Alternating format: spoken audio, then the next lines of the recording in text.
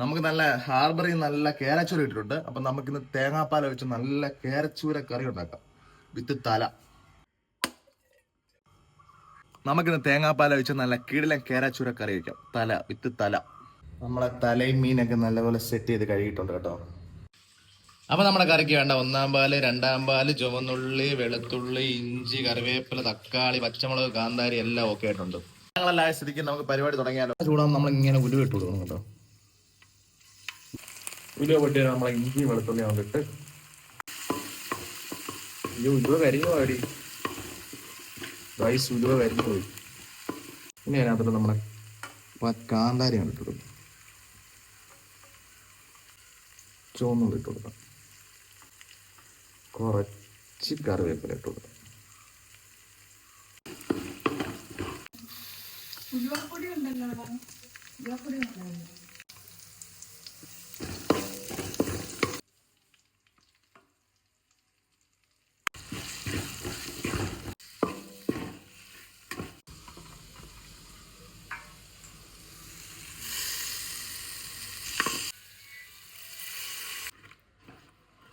ചെറുതായിട്ട് തിളയ്ക്കുമ്പം നമ്മുടെ ഉപ്പ് അങ്ങോട്ട് ഇട്ട് കൊടുക്കണം.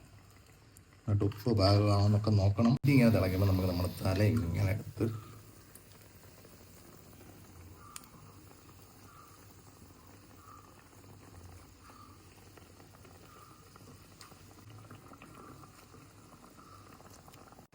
റൈസ് തല മുങ്ങിയില്ല, കുഴപ്പമില്ല.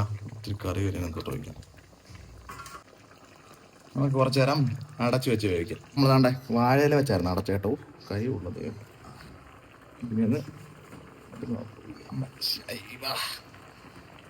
തല നമുക്കൊന്ന് തിരിച്ചിടാം.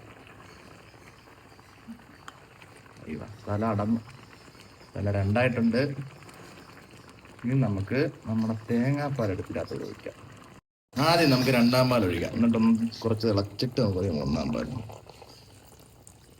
ഇനി നമുക്ക് ഇതിലേക്ക് ആ 1-ാം പാൽ ഒഴിച്ച് അടച്ച് വെച്ച് വേവിക്കാം. നമ്മൾ കറി തിളക്കുന്ന സൗണ്ട് ശ്രദ്ധ മാറിയപ്പോൾ അടച്ചു വെച്ച വാഴയിലേക്ക് കറിക്കകത്തായി. ഒന്ന് നോക്കാം പൊട്ടിയത് ഗൈസ്. മീൻ കറി ബേബി ഗൈസ്. നമ്മൾ നല്ല പുട്ടും തലയുടെ ഒരു ഭാഗം മതി കേട്ടോ. നല്ല തലക്കറി. ചാറെടുത്ത് വയ്ക്കാം. കുറുകിയ കറി. ചാറെടുക്കാൻ നമുക്കൊരു സ്പൂൺ എടുക്കാം. നല്ല കുറുകിയിരിക്കുക. അപ്പൊ നമ്മുടെ സ്പെഷ്യൽ തലക്കറി. ആഹാ, നല്ല പുട്ടും ഉണ്ടാ. ഇനി തലയൊക്കെ വെന്ത് 2 പീസ് എടുക്കണ്ട. ചാറും അങ്ങനെ പീസും.